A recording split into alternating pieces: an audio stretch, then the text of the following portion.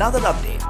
संघर्ष की कहानी एक ऐसे इंसान की जिसने दुनिया में वो कर दिखाया जिसकी आप और हम कभी कल्पना भी नहीं कर सकते थे। जी हाँ दोस्तों, आज मैं बात करने जा रहा हूँ गुरुओं के गुरु महानायक जॉनी सिन्स की। जॉनी सिन्स का जन्म एक बहुत गरीब परिवार में हुआ था।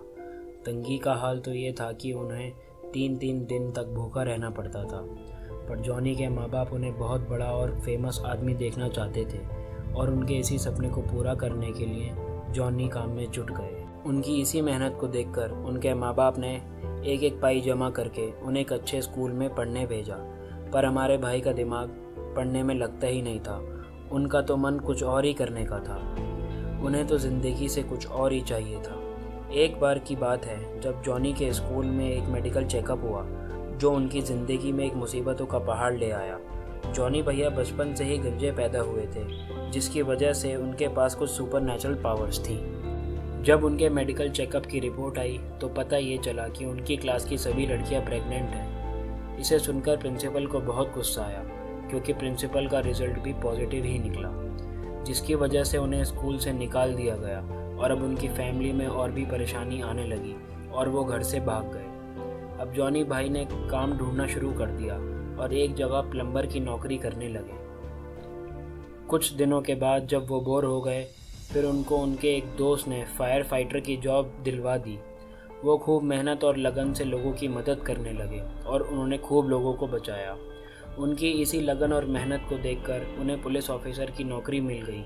उन्होंने उसमें भी खूब मन लगाकर काम किया और फिर एक दिन गंभीर चोट लगने की वजह से उन्होंने वो नौकरी भी छोड़ दी।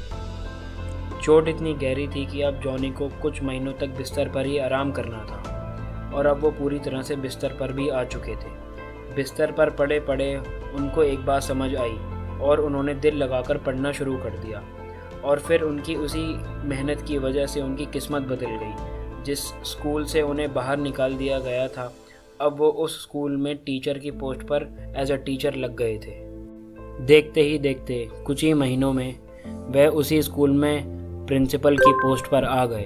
पर जॉनी भाई कहाँ रुकने वाले थे। जॉनी की किस्मत को तो कुछ और ही मंजूर था।